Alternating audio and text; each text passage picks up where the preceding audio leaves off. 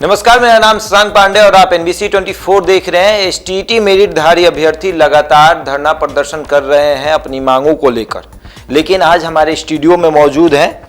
तमाम सवाल हैं हमारे पास जिसका जवाब ये देंगे। पहला सवाल रहेगा अनिल जी आपसे। आंदोलन कर रहे हैं, असर क्या हुआ? देखिए, हम लोग जो आंदोलन कर रहे हैं ना, ये आंदोलन एक सरकार के खिलाफ है और सरकार इतना आसान नहीं है जो आपके विचारों को स्वीकार कर ले। असर हुआ है। अगर आप तुलना करेंगे जून और जुलाई के महीने में, हम मेरिटधारियों के बारे में यहाँ तक बोला जाता था कि मेरिट अर्थहीन है और मेरिट और नॉट मेरिट बराबर है। आज कोई बोलने से इनकार करता है, ऐसा कोई बोल नहीं पाएगा। चाहे आप माननीय श्री संजय कुमार जी की बात करें या माननीय शिक्षा मंत्री जी की बात करें, और खैर मुख्यमंत्री जी तो खैर कभी बोले नहीं, तो ये लोग आज नहीं बात करते इस पे। तो ये हमारा आंदोलन का असर है। पहली बात ये कि आप जा करके सचिवालय में आप पता लगाएंगे तो उनकी मानसिकता में परिवर्तन आया है। जिस तरह से 26 जून का जो लेटर निकाला गया, काला लेटर निकाला गया, उसमें स्पष्ट रूप से कहा गया था कि मेरिट और नॉट मेरिट दोनों आगे के प्रक्रिया में भाग लेंगे। लेकिन अब जाकर के आप पूछिए तो वो संशय की स्थिति में है, यानी अपने विचार पे वो पुनर्विचार कर रहे हैं।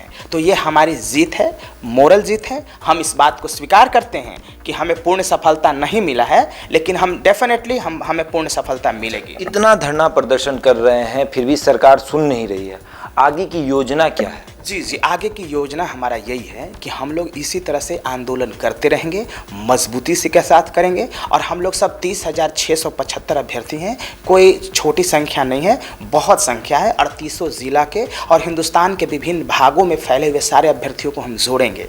और शशांक जी, मैं आपको बता दूं कि कल 1 दिसंबर से हमारा अभियान शुरू हो जाएगा और बिहार के 38 जिला के सारे जितने भी मेरिटधारी विद्वान अभ्यर्थी हैं उन सबको मैं समझाना बुझाना शुरू करूंगा। मैं ज़िला ज़िला जा करके और इस संगठन को मजबूत करूंगा और आगे की जो अपनी बुनियाद होगी वो बहुत मजबूत होगी। लग रहा है कि इसी दिसंबर में नौकरी ले लेना है या फिर अगले साल? नहीं, झूठ नहीं बोलता। इस दिसंबर में नौकरी नहीं लेना है। हमारा उद्देश्य है कि अगले 6 महीना में नियुक्ति पत्र ले लेना है। देखिए, यदि आप कोर्ट के भरोसे रहेंगे ना, तो कोर्ट में सुनवाई होते होते कम से कम 5-7 साल तो जरूर लग जाएंगे। तो हमें कोर्ट पर आश्रित नहीं रहना चाहिए। और मैं आपके चैनल के जरिए सभी 30,675 विद्वान अभ्यर्थियों से मैं यह नम्र निवेदन करता हूँ कि मेरे साथियों, कोर्ट पर आश्रित रहने की जरूरत नहीं है। सब कुछ खत्म हो जाएगा, ये जिंदगी ना मिलेगी दोबारा। अरे ऐसा तो नहीं ना मेरे साथियों कि आपको जिंदगी मिला है 200-400 साल का। अरे आपको 70 साल का जिंदगी, 60 साल 70 साल का जिंदगी मिला है, भगवान ने दिया है, तो उसका सदुपयोग करना है। तो कोर्ट के भरोसा पे आप नहीं रह सकते। कोर्ट में इतने सारे केसेस पेंडिंग है कि उसका हियरिंग होते होते 5-7 साल लग जाएंगे। तो हमें सिर्फ कोर्ट के भरोसे नहीं रहना है। हाँ, मैं कोर्ट को खंडन नहीं कर रहा हूँ और मैं ये नहीं कर रहा हूँ कि मैं न्यायिक प्रक्रिया में नहीं जाऊँगा। हम लोग न्यायिक प्रक्रिया में गए भी हैं और आगे भी जाएंगे, और जरूरत पड़ेगा तो और केस करेंगे, PIL करेंगे। हम हार नहीं मानने वाले हैं, लेकिन सड़क सुनसान नहीं होने देंगे। हम अपनी मांगों को सरकार के समक्ष भी रखेंगे, क्योंकि असल में नियुक्ति पत्र जो देना है ये कोर्ट का काम नहीं है, ये सरकार का काम है। और नियुक्ति सरकार के माध्यम से ही जल्दी प्रारंभ हो सकता है। और 15 विषय के अभ्यर्थियों से मैं कहना चाहता हूं कि मेरे साथियों, अगर नियुक्ति प्रक्रिया प्रारंभ होगी तब ना आप शिक्षक बन पाओगे। और नियुक्ति प्रक्रिया प्रारंभ कराने के लिए आपको सरकार के समक्ष अपनी आवाज को उठाना पड़ेगा। न्यायालय नहीं करवा सकता नियुक्ति प्रक्रिया प्रारंभ। ये बात को आपको याद रख लेना है। अगर नियुक्ति की प्रक्रिया प्रारंभ होगी तो वो होगी सरकार के जरिए, और इसीलिए आंदोलन बेहद जरूरी है, बेहद जरूरी है। संजीव जी, आपसे एक सवाल जानेंगे।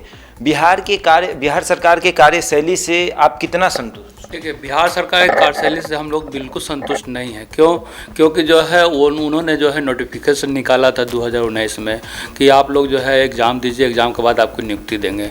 और ऐसा हुआ भी, एग्ज़ाम भी हुआ और रिजल्ट भी निकला। लेकिन उसमें क्या हो गया, रिजल्ट निकलने के 2-4-5 दिन के बाद जो है खेल हो गया। ये खेल ये हो गया, मेरिट और नॉन मेरिट का खेल हो गया।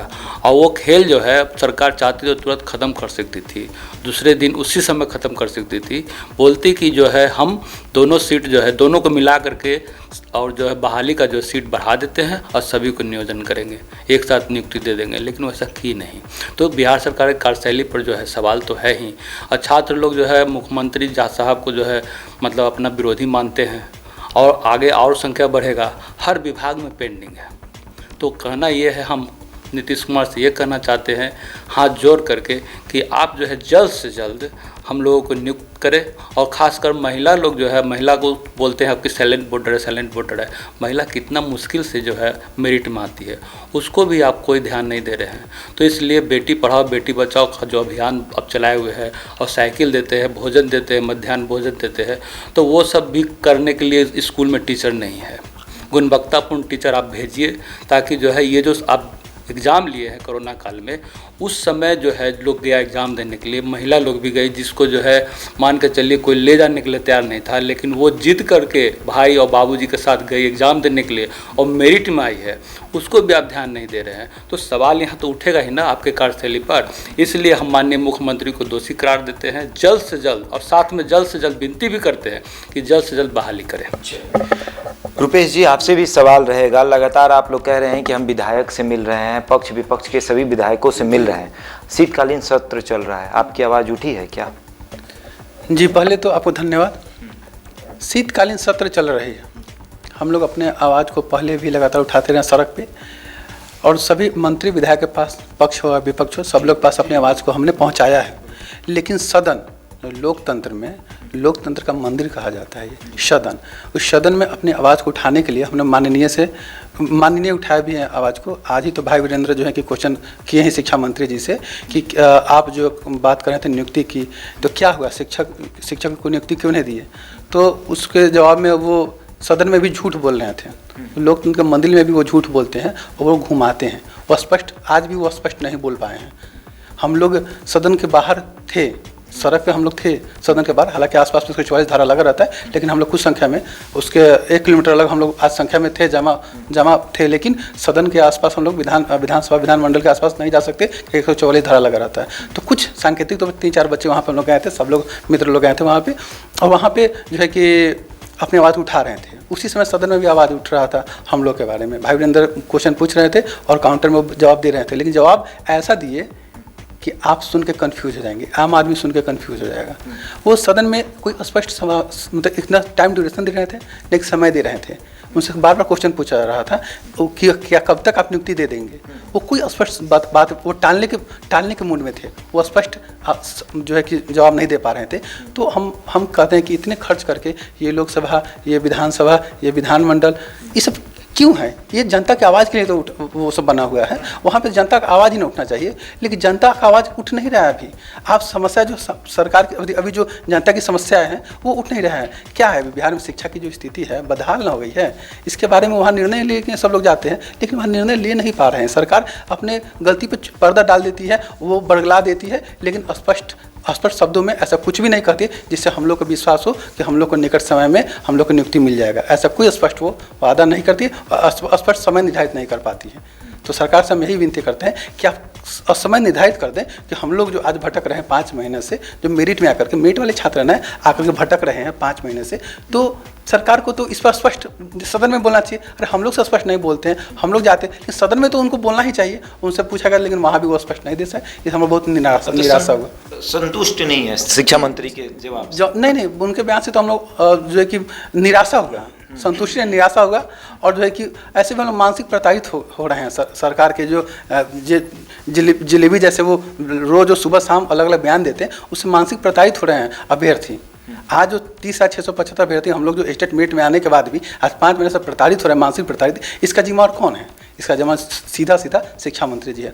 और मुख्यमंत्री से हम कहना चाहते हैं कि आप इस पर देखिए, शिक्षा पे देखिए। और ये सभी योजनाएं जो बनाते हैं आप विधानसभा में बैठ करके, और विधानमंडल, क्यों योजना सफल कब होंगे? जब हम पढ़े लिखे होंगे, हमारा समाज पढ़ा लिखा होगा, हमारा आने वाला भविष्य पढ़ा लिखा होगा, तभी तो वो सब योजनाएं सफल होंगे। नहीं तो सभी योजनाएं असफल हो जाएंगे। आप चाहे 7 निश्चय कुछ भी आप ले आए, लेकिन सफल होने के लिए पहले शिक्षित समाज होना जरूरी है। और शिक्षित समाज ही नहीं होगा तो फिर ये सब बेकार हो जाएंगे, फिर ढकोसला हो जाएंगे। फिर आप कहिए कि बिहार का विकास नहीं होता है, यहाँ पे भ्रष्टाचार हो रहा है। भ्रष्टाचार क्यों हो रहा है? क्योंकि एक जो है कि अच्छे भविष्य का निर्माण नहीं कर पा रहे हैं।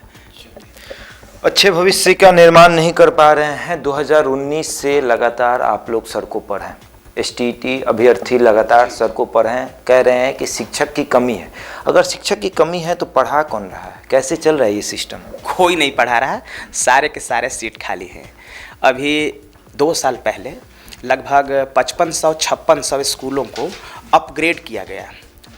ठीक है, उन सारे जो अपग्रेडेड स्कूल है वो 8 तक थे, वो अब 10 तक हो गए, अब 11-12 तक हो गए। उसमें एक भी शिक्षक नहीं है शशांक भैया, मैं आपको कह रहा हूँ, एक भी शिक्षक नहीं है, और वहाँ पढ़ाई धड़ल्ले से चल रहा है, और वहाँ फॉर्म भरा रहा है, 9-10 का भी चल रहा है, 11-12 का भी चल रहा है। मतलब टोटल ये अवैध काम है, सरकार अवैध काम कर रही है। अगर आपके पास शिक्षक नहीं है, आप क्लास नहीं चला रहे हैं, जबकि एनसीईटी का गाइडेंस है कि आपको शिक्षक रखना है 75%, अगर शिक्षक है भी तो 75% अटेंडेंस होना चाहिए।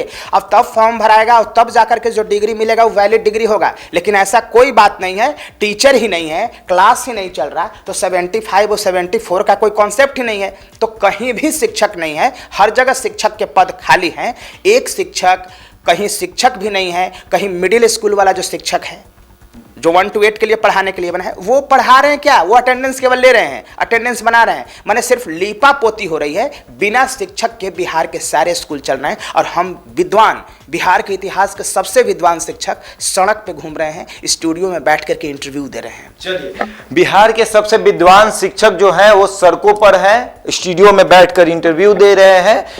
हमारे साथ मौजूद थे संजीव जी, एसटीईटी अभ्यर्थी हैं, अनिल जी इनको तो पहचानते हैं, एसटीईटी अभ्यर्थी ये भी हैं, रुपेश जी ये भी एसटीईटी अभ्यर्थी हैं। स्टूडियो में इस वक्त मौजूद थे और अपनी जो है गथा सुना रहे थे। संदेश भी कुछ देना चाहेंगे क्या? जी, संदेश है, एक्चुअली संदेश मैं दोनों को देना चाहूँगा। एक तो मेरे 30,675 विद्वान अभ्यर्थियों को भी संदेश है, और माननीय मुख्यमंत्री और शिक्षा मंत्री जी की और बिहार सरकार के सभी वरिष्ठ पदाधिकारियों को भी एक संदेश है।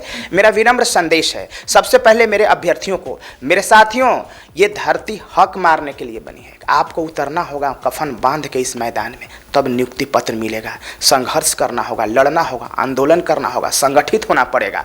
और मैं आपके लिए लड़ने के लिए तैयार हूँ मेरे साथियों। मैंने पिछले 4 महीना से आपके लिए खून पसीने बहाए हैं, मैंने कितने सितम सहे हैं, और मैं भरोसा दिलाता हूं कि आगे कल से मेरा कारवां जारी हो जाएगा। और मैं सब जिला बिहार के 38 जिला में मैं भ्रमण करने जा रहा हूं, और घूम घूम करके और सभी अभ्यर्थियों से मिलूंगा, संगठन को मजबूत करूंगा, और पुरजोर आंदोलन करके और सरकार पर दबाव डाल करके और अगले 6 महीना में नियुक्ति पत्र को हासिल करना हमारा उद्देश्य है। इसीलिए मैं सभी आपके चैनल के जरिए 30,675 विद्वान अभ्यर्थियों से मैं अपील और आह्वान करता हूं कि आप मेरा साथ दीजिए।